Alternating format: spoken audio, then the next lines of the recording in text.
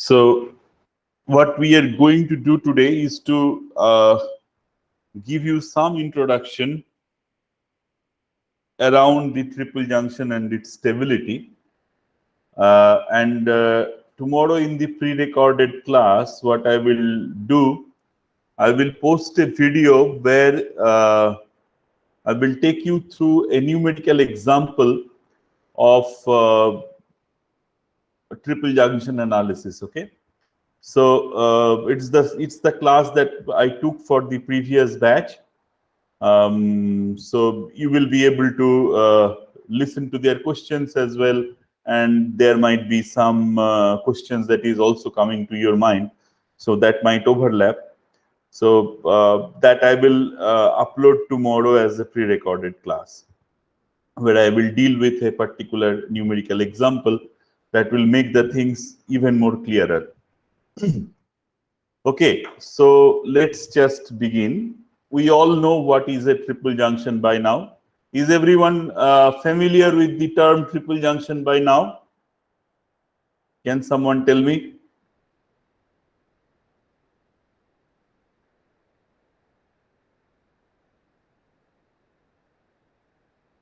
Can someone just tell me if you are familiar with the term triple junction by now?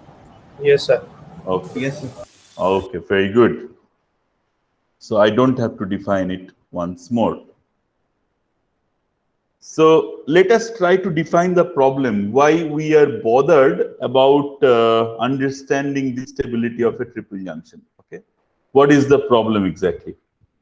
Now, before we do that, we have to kind of fix certain conventions, certain nomenclatures that we are going to use while addressing this particular problem. Say, for example, a subducting plate will be essentially shown with this particular symbol, an arrow, and then there is a plate. So as if a particular plate is subducting under this plate. Okay, and this is the motion of the subduction. I mean, the direction through which the relative motion is happening. Okay. A transform fault will be designated as this symbol, and by looking at this, this is also a dextral transform fault, the way it is drawn in this particular case. Okay, and then of course a ridge will be shown like this. A ridge will be shown like this, a ridge or a divergent fault. So as we already know that a ridge in a triple junction is termed as R generally. A transform fault is designated as F, and then a trench or a subduction zone is designated as T. So RFT, ridge, fault, and trench. Okay. Now, let us begin with a very simple example. Let us say I have two subducting plates, which are collinear. Okay, so as if, so A to B and then B to C. Okay, so suppose there are two plates, X and Y. In one case, Y is subducting beneath X. Okay, Y is subducting beneath X. And in the lower part, X is subducting beneath Y. Okay, you understand this problem, right? Now, tell me if this is mechanically possible. So what you can do to answer my question, you can take up a piece of paper, okay, and like make a slit through the middle. Okay, make a slit through the middle and try to push the upper part of the paper, upper part of the right side of the paper through the left side, through the bottom of the left side, and the bottom part of the left part of the paper through the right side of the below the right side of the paper. Try to do that exercise and you will soon find that this is not mechanically possible. You will not be able to do this. Okay. So what do I mean by that? That if I have the sense of movement opposite in two collinear trenches, that is not mechanically possible. Is that clear to you, the problem? Sir, Sorry, is it clear? sir, am I audible? Yeah, I have a doubt. yeah, That tell means me. you are saying that it is not possible.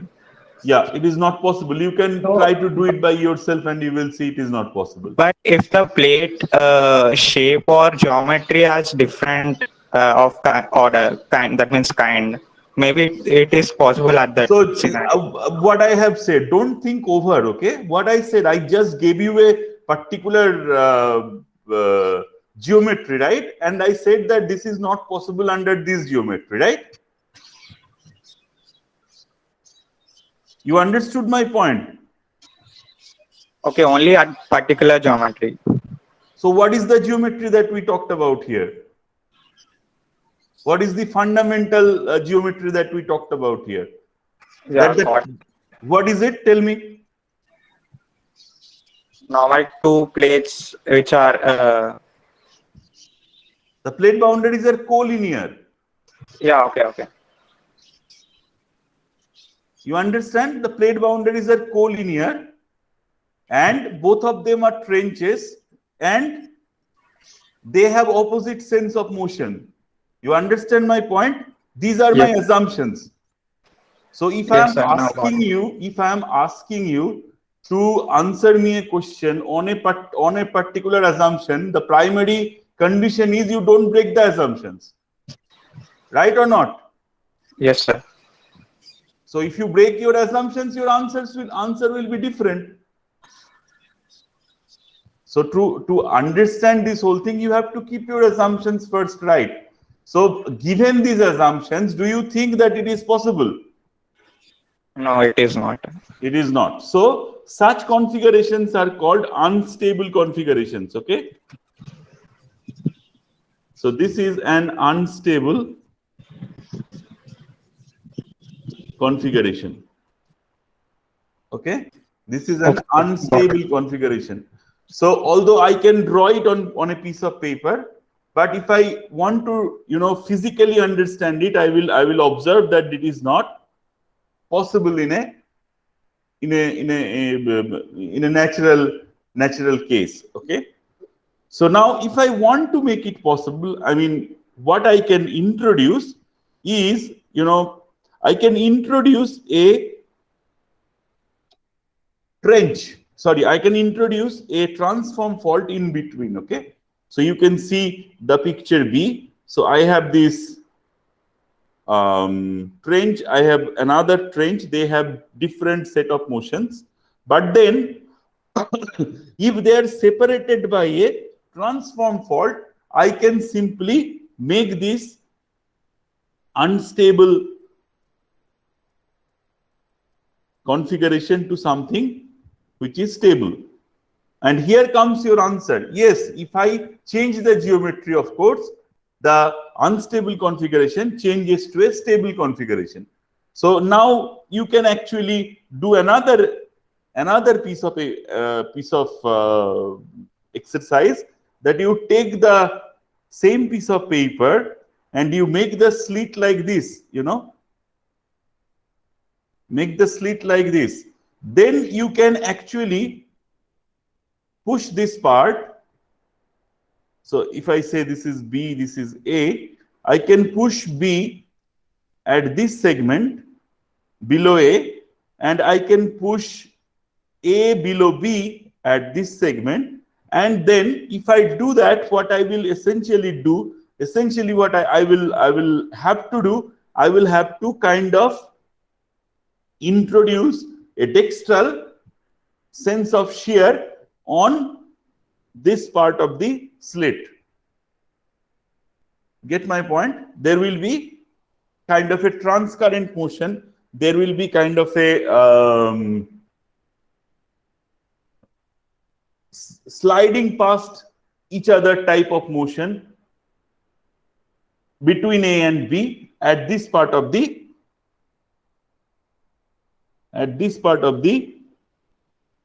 slit. Okay, so the other way of putting it is an unstable configuration can be converted to a stable configuration in this particular case by introducing a transcurrent fault in between. Okay, you get my point now, guys? So what if it would be a sinistral fault? For this particular configuration, a sinistral fault will not do the job. Okay, you need a dextral fault.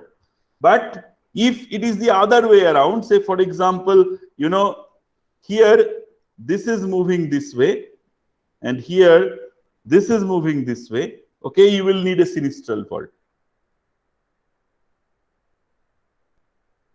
Understand my point? Then you will need a sinistral fault. So if I change the sense of motion in my plate configuration, then I will have to put a sinistral fault to make it stable. But under this particular configuration, I will need a dextral fault. Okay, you can try this with a piece of paper, and the thing will be very much clearer to you. Okay. So what I am doing here, by introducing a transcurrent fault, I am making an unstable configuration to a stable configuration, okay, which is mechanically possible. And such things are also observed in nature. Say the similar thing, exactly the example that I have given you is present in alpine fault, which is present in New Zealand. Okay, in New Zealand, you absolutely see that through the alpine fault, of course, you have one trench and you have another trench which are oppositely directed, and then to balance that one up, I have a transcurrent fault system running through, which kind of cuts across New Zealand. Okay, so this is not something which someone made it up. These are the things which happen in nature. Okay, so now here, how many plate boundaries did I have? 2, right? So I actually have 2 plate boundaries. So things are relatively easier.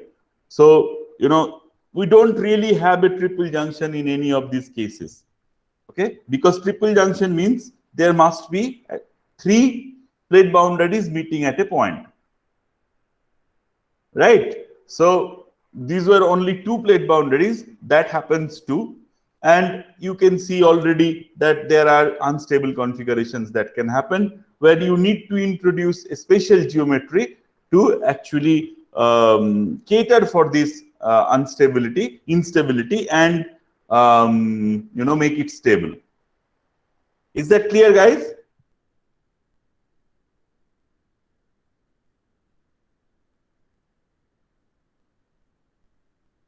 Is it clear? Yes, sir. All right. Now let us look at a actual triple junction. So how would you categorize this triple junction? Can you tell me? How would you categorize this triple junction? The way it is drawn. I have a triple junction between plate A, plate B, and plate C. So this is the triple junction, right? So how would you call this triple junction?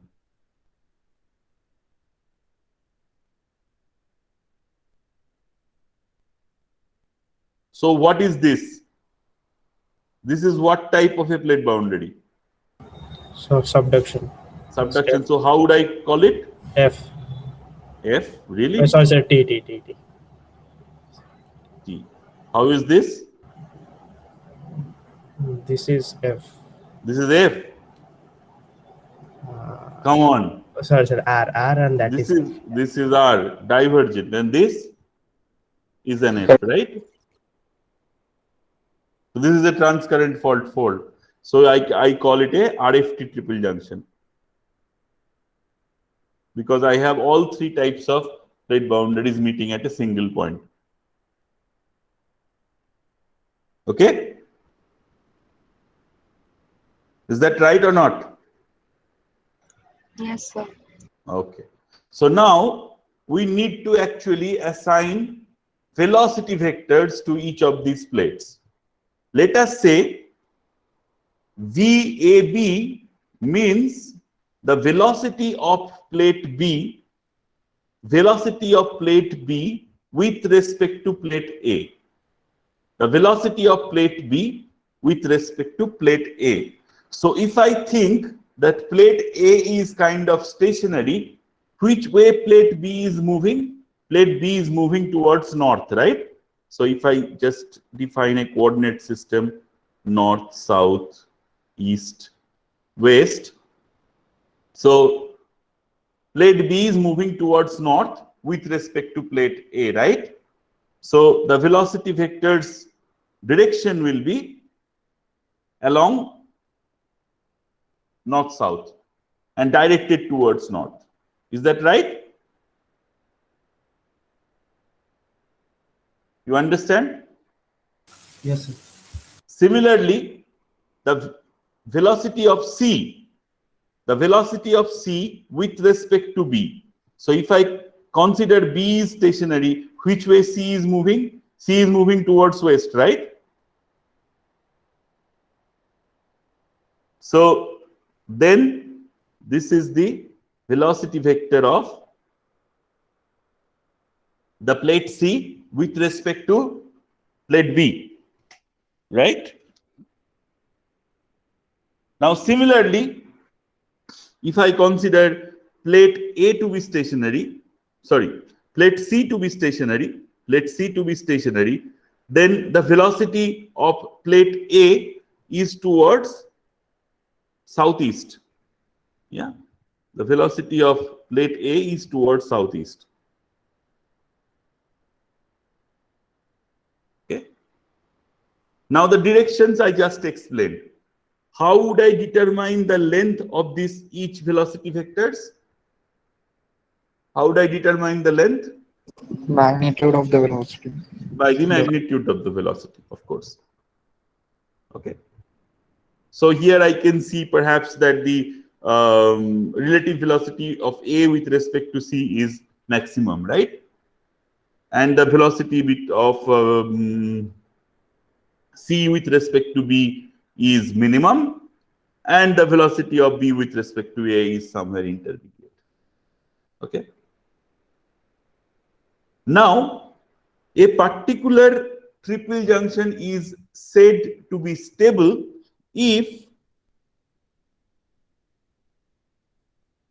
VAB plus VBC plus VCA is equals to 0. For any particular triple junction, if the total velocity vectors are 0, or on the other way, if I draw them in a if I draw them in a velocity vector space, with direction and magnitude properly, then if I start from this point P, after the whole velocities are finished, I will come back to the point P again. Okay, that is exactly the same thing of putting VAB plus VBC plus VCA is equals to 0. Okay, now suppose, for example, if I draw a, if I say, for example, if my VCA would have been little bit slower, then how would I have drawn it? So this is how VAB, then this is VBC, and VCA suppose would have stopped here, then I would have said this particular velocity vector is not stable, because if I add them up, I will see that it's a non-zero summation. Okay, so all the velocity vectors must be the summation of all the velocity vectors must be 0. Or if I just draw them in a plot, what I will observe that if I start from point P, after finishing the whole velocity path, I should come back to point P again. Okay, and then we say that this particular triple junction is 0. Triple junction is stable. We will show you some examples, of course, today theoretically, and you will be a little bit confused. And tomorrow we will take a particular example and a numerical example, and I'm sure after that things will be very much clear to you. Of course, you have to read the book. Now the combinations correspond to all the margins being of one type. So you can actually, so I have the basic plate boundaries being R, F, and T. Okay. Now I can have any sorts of permutation and combinations to create our triple junctions. I can have an RRR. That means all three are ridges. I can have TTT. All three are transform faults. Sorry, all three are trenches.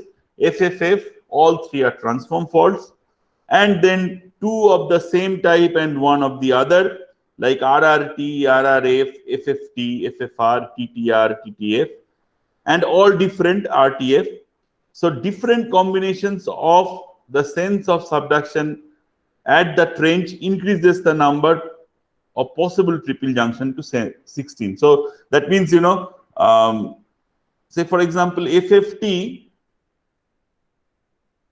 will have two types of triple junctions, like one FFT1, which is, maybe like this, and FFT2 maybe like that, So similarly, if I do all the permutations and combinations, the total number of triple junctions that you can have goes all the way up to 16. Now we have to see, within the 16 of them, how many we can make stable, of course. And then, the basic understanding should be that VAB plus VBC plus VCA should be 0. Okay. Now, before we proceed into understanding a bit more about the stability, let us say we have to, while we analyze triple junctions, there is something we have to draw, the velocity diagrams, in the velocity space. Okay, and I will explain how it is done for each individual plate boundaries, and then we will try to look at them in combinations. Okay, so here what we are seeing, what sort of triple junction is, sorry, what sort of plate boundary is this?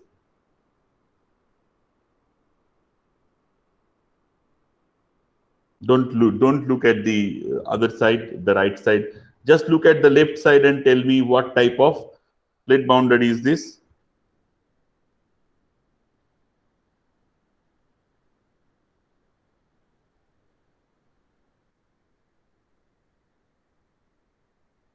Come on, you have to speak up. What type of plate boundary is this? This is plate A, plate B. What type of plate boundary is this? T. It's a trench, right? T. Now, so if I draw a trench in a cross section, this is how it looks like, right? Now, this one is called a subducting plate.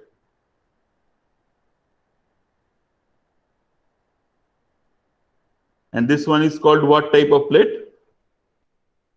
What is the name?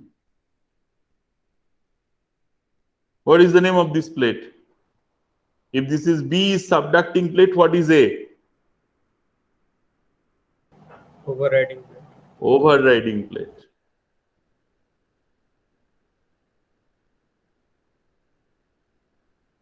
Okay. So in this particular example, let us say this is A and this is B. Okay. So the overriding plate in a trench on a 2D map is kind of shaded, okay? So if this particular configuration is shown, that means you will understand that B is the overriding plate and A is the subducting plate. Okay? And this is direction north. So you can think that kind of B is stationary and A is going beneath B. Right? So now I'm trying to transform this particular information that we just talked about into a velocity space diagram. Okay, so first thing I do, I define my coordinate system. So this is north, this is east, of course, this will be south, this will be west. Okay. Now, what is the general sense of velocity? Which way the plates are moving? The plates are moving, you know, northeast, southwest, right? This is how the plates are moving. I can see that by looking at these arrows. Okay. Now, if I keep B fixed, which way A is moving with respect to B? B is moving. So if I keep B fixed, A is moving towards northeast. If I keep B fixed, A is moving towards northeast. So here is B and here is A.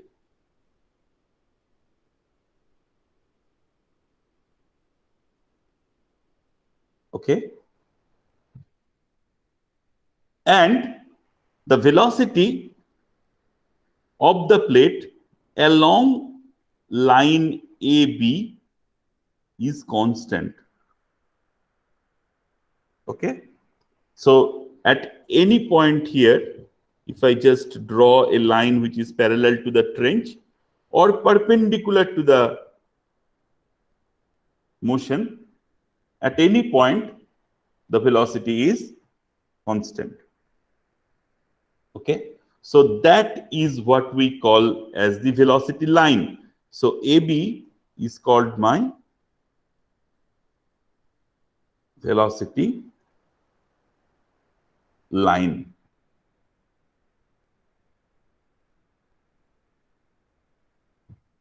Okay. So this is how the information about a trench is kind of transformed to a velocity space diagram. Okay. Now let us look at more. Now we are looking at a, what is this configuration? What is this plate boundary? F. F. So this is my transcurrent fault. A is moving towards northeast, you can see, and B is moving towards southwest. Okay, so I transform that into my velocity space diagram. So A is moving towards northeast, B is moving relatively towards southwest, and at any point parallel to the trench, the velocity is constant. Sorry, parallel to the fault, the velocity is constant. So I have my AB line being parallel to the transform fault. Okay, and this is how the velocity space diagram is constituted for a fault. Now let us look at a ridge. So you can see A is moving towards northeast, B is moving towards southwest. Okay, and here is my velocity line. Okay, and with respect to B, A is moving towards northeast and B is moving towards southwest. Okay, here also the velocity line is perpendicular to the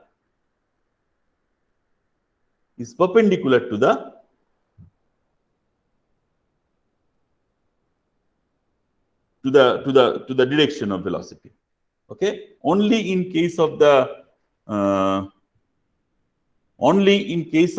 transform fault, the velocity line is parallel. Okay, in case of a trench as well, it is perpendicular. In case of a ridge, it is also perpendicular. Okay. Now, let us look at a RRR triple junction. Okay. RRR means all three of them are ridges. Okay. So all three of them are ridges. So I have a triple junction between A, B, and C, three plates. The individual plate boundaries between AB, BC, and CA are all ridges. So, as if this is moving relatively, this is moving towards this side, this is moving towards this side, and this is moving towards this side, and kind of, the example of Red Sea we have given, a similar situation is happening. All three of them are going away. So now if I take a piece of paper, make slits like an Y, I can simply, take all these three areas apart. It doesn't really matter what velocity I am pulling them up. Okay, I can have three different velocities and I can pull them apart, and this configuration will be stable. Understand my point? So remember, the RRR triple junction hence is always stable. Okay, that is what I explained physically. Okay, now if I want to express the same thing in a velocity space diagram, okay, so this is north, south, east, west, right? Now you see, with respect to B, A is moving towards northwest. With respect to B, C is moving towards northeast. With respect to C, A is moving towards west. With respect to A, C is moving towards east. Okay, and then I can draw my AB, BC, AC line. And then I know, of course, I can draw my velocity lines. AB will be perpendicular to the capital AB line. BC will be perpendicular to the capital BC line. And AC will be perpendicular to my capital AC line. Okay? And I can, make all these three AB, BC, CA lines, velocity lines, to kind of pass through a single point. Okay, and this is also one way of putting that VAB plus VBC plus VCA is equals to 0. Okay, if I can pass all these three velocity lines through a single point, that is also similar of saying that your VAB plus VBC plus VCA, the relative velocities, if we add them up, the velocity vectors being 0. It's similar, it's exactly the same thing of, coinciding these velocity lines to a single point. Let us call that point TJ. So that is my triple junction. So if I want to understand that, physically, that means, I can simply construct a single triple junction. It is possible. At which point, at that point, my velocities are kind of equilibrated. The relative velocities are equilibrated. Okay, I don't have any apparent conflict of having that triple junction. Okay, so any triple junction if I just draw the velocity lines similarly, I should be able to judge whether that triple junction is stable or unstable. Is it clear, guys?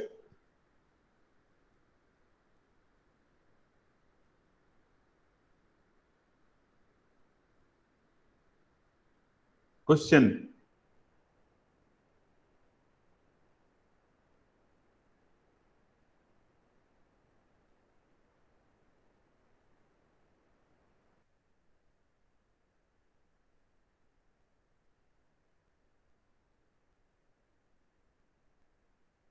Are you there or left? Yes, sir. Yeah. Okay, is it clear or are you confused? Sir, in that velocity line, Yeah, so we need to define a particular direction, right? Means that AB line. absolutely. So, sir, in the previous graph, sir, what was the direction? Which one? In which case are you Right specifically side. asking? In here? Sir, yes, sir. Yes, sir. Yeah. So you can see here, na. So first you have to dispose your plates with respect to the velocities. So you can see, so fix one plate. Let us say at any point I have A. Okay, at any point I have A. So with respect to A, where B is going, where B is moving, you can see here. B is moving towards northeast, right? Yes, sir. So I put my B. So with respect to B, where C is moving towards? If I look at here, where C is moving with respect to B? Southeast. Southeast. So I put it here, southeast. Now, you know, automatically I can see with respect to C, A is moving towards west, and with respect to A, C is moving towards east. Right? Yes, sir. Is that clear? Yes, sir. So yes, now I draw my AB, BC, and CA line, which are my the capital AB, capital BC, capital CA lines that I have drawn. And now let us look at how would I draw my velocity lines from my previous example. So I am drawing here ridge, right? So the AB line is perpendicular to the capital AB line, right or not? Yes, sir. Yes, sir. So let's draw that here. So this is my AB line. You understand? Yes, sir. So that is perpendicular to AB. Similarly, small AC is perpendicular to AC. Small BC is perpendicular to BC. And then I can pass all three of them through the same point.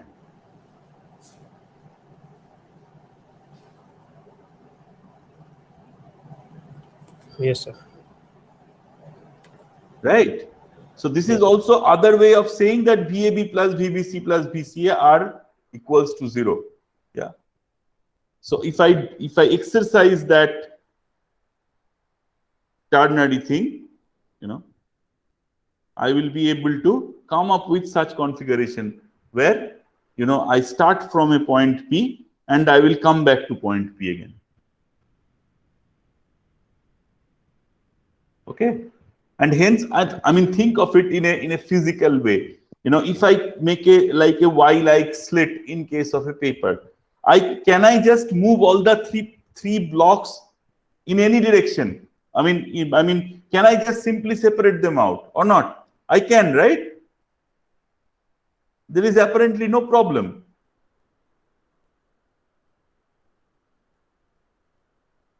Is this clear? Yes, sir.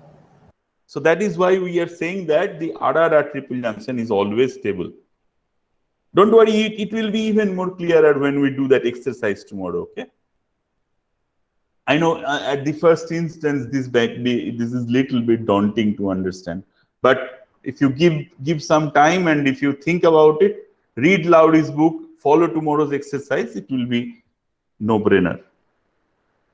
Now we are looking at what sort of a configuration here? Tell me. What sort of configuration are we looking at here between A, B, and C? FFF. FFF. Okay. So, which direction B is moving with respect to A? Let us say I have fixed A. Okay. Which direction B is moving with respect to A? Southeast.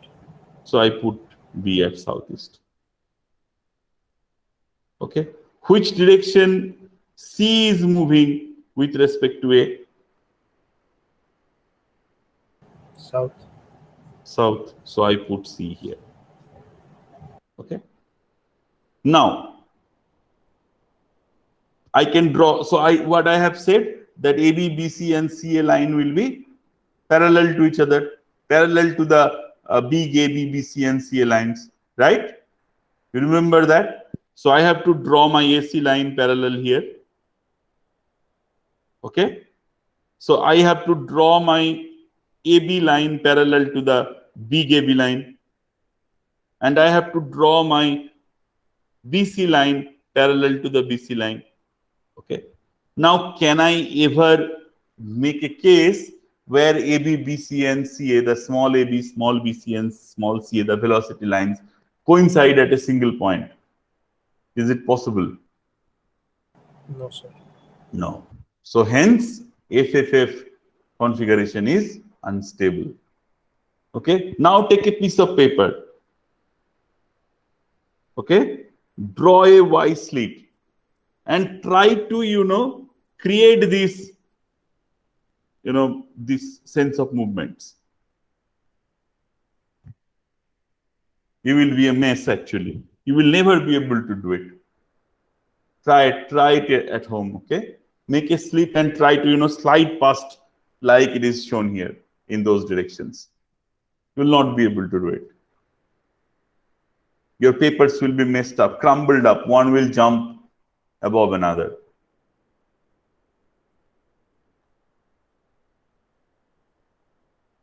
Okay? So hence we say the FFF triple junction is always unstable. Now we are going to look at another two more and then we will end.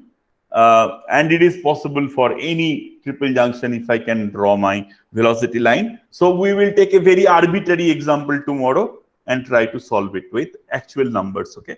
The information that is missing in these examples where I'm just talking right now are the velocity magnitudes. Okay. So if I put my velocity magnitudes, of course, things will be much more clearer to you. Now you can see here what type of triple junction it is.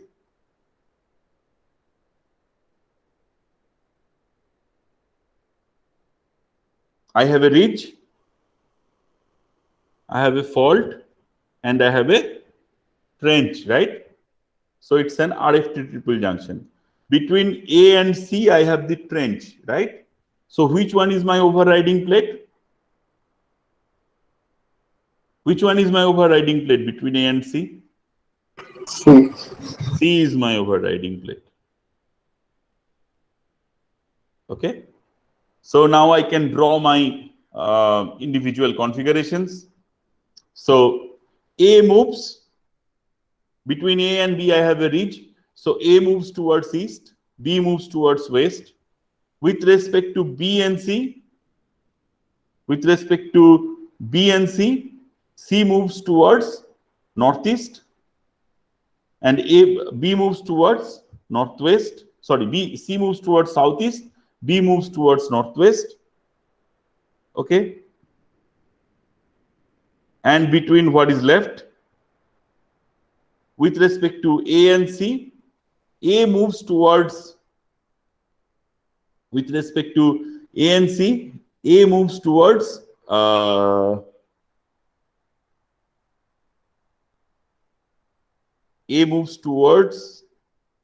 northeast with respect to C.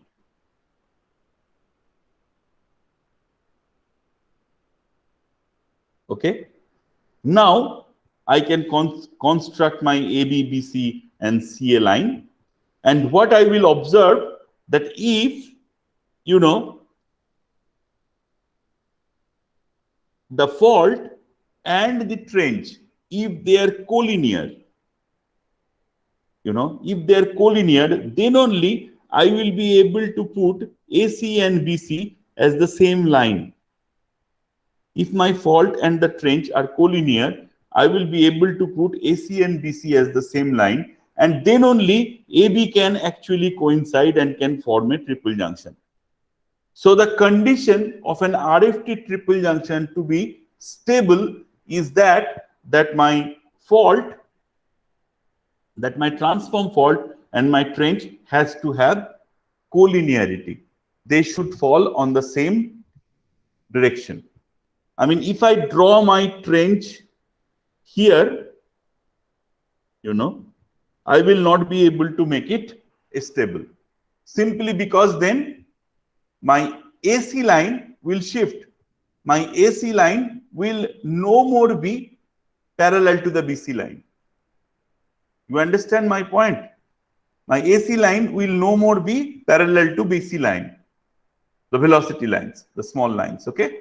And hence I will not be able to pass all these three lines through a single point.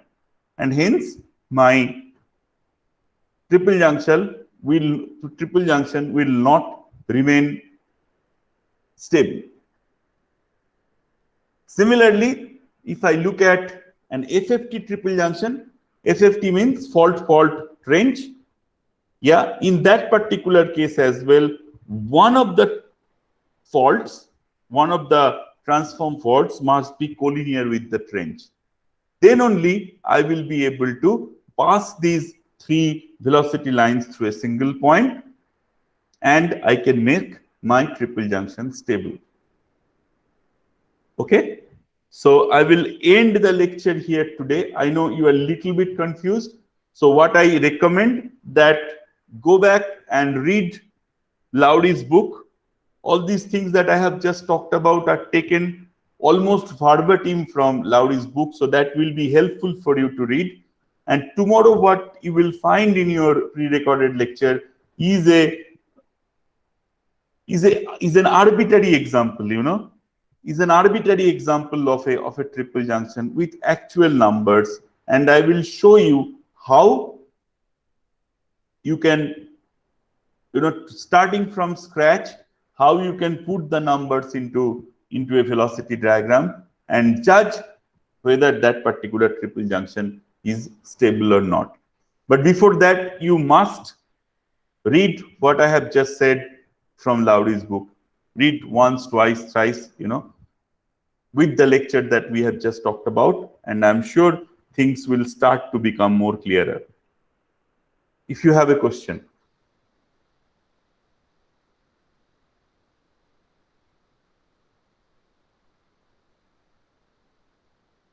You can ask.